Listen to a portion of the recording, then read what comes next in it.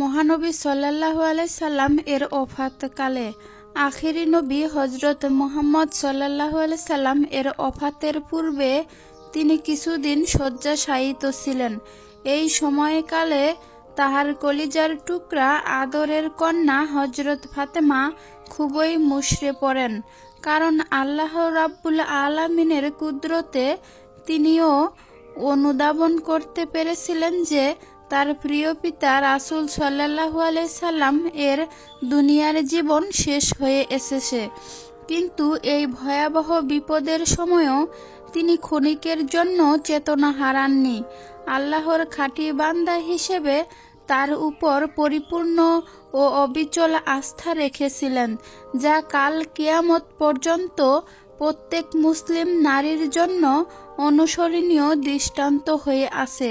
পিতা হারানোর বেদনা সকল কন্যার জন্যই অত্যন্ত করুণ ও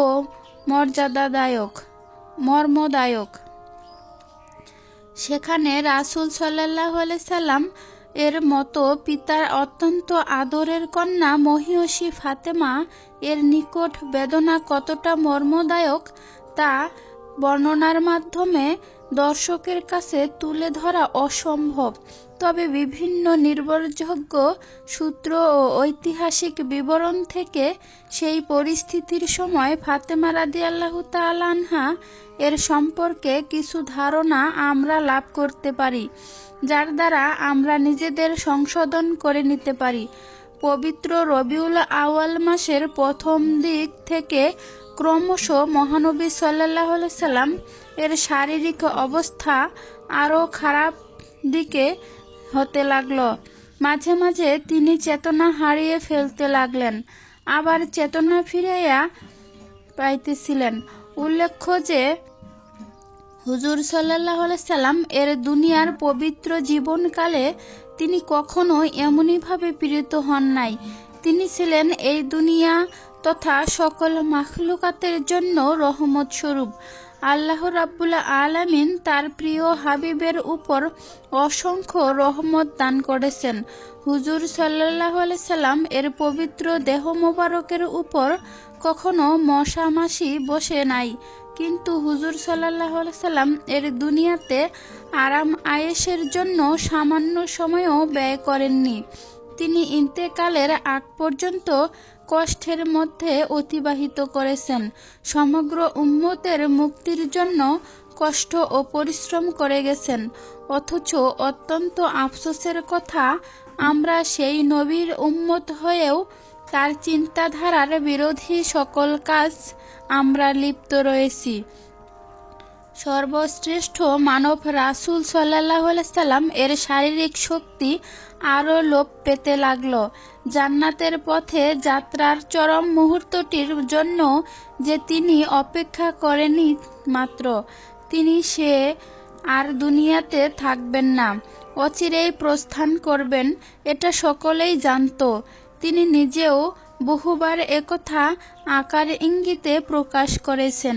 বিদায় হজ্জের সময় রাসূল সাল্লাল্লাহু আলাইহি সাল্লাম এর সেই মর্মস্পর্শী মূল্যবান ভাষণেই তাহা পরিষ্কার প্রকাশ পেয়েছিল। সেই আশঙ্কার কথাই যেন বাস্তবে রূপ লাভ করতে যাচ্ছে। প্রিয় নবী সাল্লাল্লাহু আলাইহি সাল্লাম বিদায়ের ক্ষণে তাই সমগ্র পৃথিবী যেন শোকের মুহ্যমান। সে পরিবেশটা আদরের দুলালী হযরত ফাতেমা এর থেকে ব্যতিক্রম নয়। প্রত্যেক মানব সন্তানেরও মৃত্যুর স্বাদ গ্রহণ করতে হবে, এ কথা জানা সত্ত্বেও ফাতেমা যেন নিজেকে সামলাতে পারছিলেন না। তার কোমল হৃদয় জুড়ে আসন্ন পিতৃবিয়োগের মর্মন্তুদ বেদনা ক্রমশই তীব্র থেকে তীব্রতর হচ্ছিল।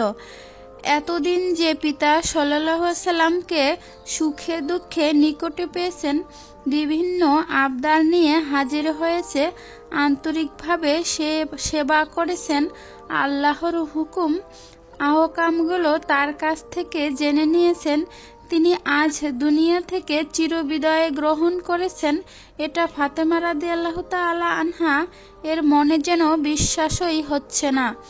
কোনোভাবেই তিনি এটা মেনে নিতে পারছিলেন না কিন্তু মেনে তাকে নিতেই হবে।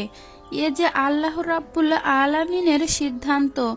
কবির ভাষায়, যেতে নাহি দিব হায়, তবু যেতে দিতে হয়, তবু চলে যায়।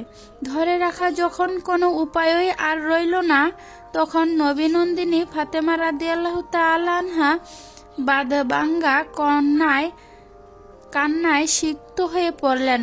ঠিক এমনই মুহূর্তে রবিউল আওয়াল মাসের 12 তারিখ সোমবার আল্লাহ রাব্বুল আলামিনের নির্দেশে ফেরেশতা আজরাইল আলাইহিস সালাম আগমন করলেন।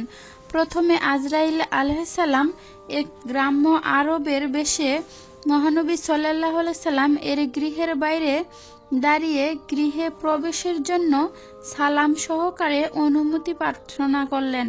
ফাতেমা রাদিয়াল্লাহু তাআলা আনহা বুঝতেই পারেননি যে এই লোকটি ফেরেশতা আজরাইল আলাইহিস সালাম। তার পিতা সাল্লাল্লাহু আলাইহি সাল্লাম রূহকে আল্লাহ রাব্বুল আলামিনের দরবারে নিয়ে যাবার জন্য এসেছেন। তাই হযরত ফাতেমা এই আগন্তুকের আগমনে বড়ই বিরক্ত বোধ করলেন। তিনি তাকে মহানবী সাল্লাল্লাহু আলাইহি সাল্লাম এর গুরুতর অবস্থার কথা জানালেন। কেননা পিতা এই অসুস্থতার সময় অন্য কোনো লোক এসে অযথা তাকে বিরক্ত করুক, তা আদরের কন্যা হযরত ফাতেমা চান না। তার বিরক্ত এতটাই একমাত্র কারণ। কিন্তু আজরাইল আলাইহিস সালাম ফাতেমা এর জবাবে কোনো প্রকার বিরক্ত হলেন না। তিনি আবার পূর্বের ন্যায় হুজুর সাল্লাল্লাহু আলাইহি সাল্লাম এর সহিত দেখা করার জন্য অনুমতি চাইলেন। আজরাইল আলাইহিস সালাম যেহেতু মহান সৃষ্টিকর্তা আল্লাহ রাব্বুল আলামিনের নির্দেশে তথায় হাজির হয়েছেন, তাই নবী তনোয়া যতই বারণ করুক তাকে তার কার্য সম্পাদন করতেই হবে। এজন্য এইবার আজরাইল আলাইহিস সালাম অত্যন্ত উচ্চস্বরে নবী গৃহে প্রবেশের অনুমতি চাইলেন।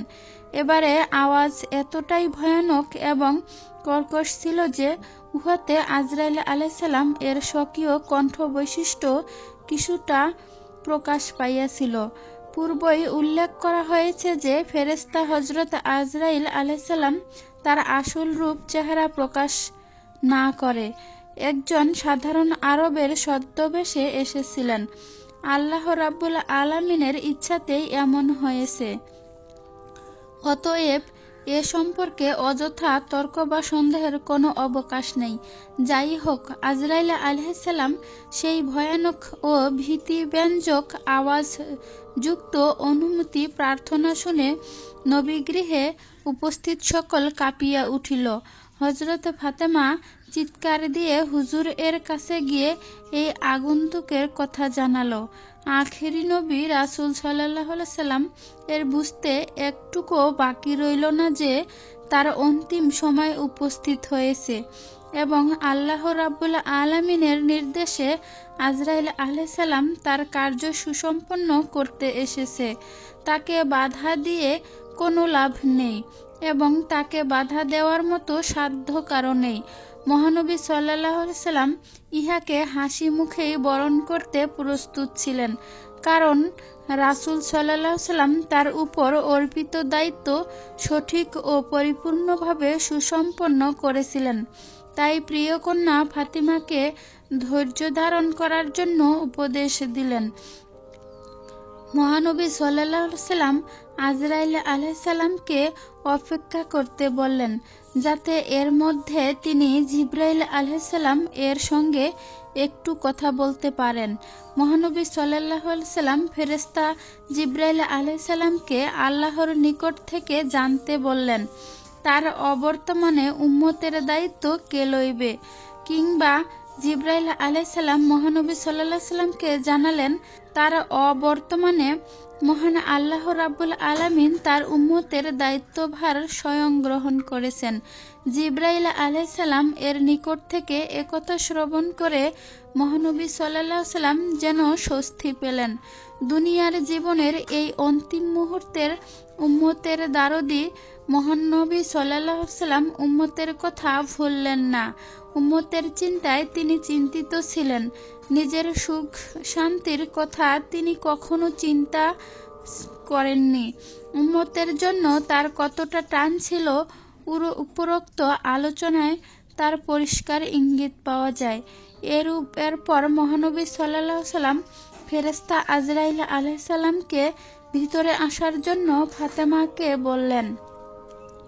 হযরত ফাতেমা পিতার এর কথা যথার্থ পালন করলেন ঠিকই, কিন্তু তার হৃদয়ের মধ্যে পিতার বিচ্ছেদ বেদনা শত সহস্র গুণে বর্ধিত হয়ে দাউ দাউ করে জ্বলিয়ে উঠল। এই শোকানলে যেন কোনো কুলকিনারা নাই, শুধু জ্বলছে আর জ্বলছে। হযরত ফাতেমা তখন আল্লাহ রাব্বুল আলামিনের দরবারে আকুল প্রার্থনা করেছিলেন যে যেন তার আব্বাজান এর এই ক্লেশ লাঘব হয়, তার উপর তা চাপিয়ে দেওয়া হয়। মহানবী সাল্লাল্লাহু আলাইহি সাল্লাম তার প্রিয় কন্যা এইরূপ অবস্থা দেখিয়া তাকে ইশারায় নিকটে আসতে বললেন। নবীনন্দিনী ফাতেমা তার পিতার এর অতি সন্নিকটে এসে বসিলেন। রাসূল সাল্লাল্লাহু আলাইহি সাল্লাম মুখখানি ফাতেমা এর কানের নিকট নিয়ে খুব আস্তে আস্তে কি যেন বলে তাকে সান্ত্বনা দিলেন। আর এই সান্ত্বনা শুনে অমনি হযরত ফাতেমাতুজ জোহরা কিছুটা যেন প্রফুল্ল হয়ে উঠলেন।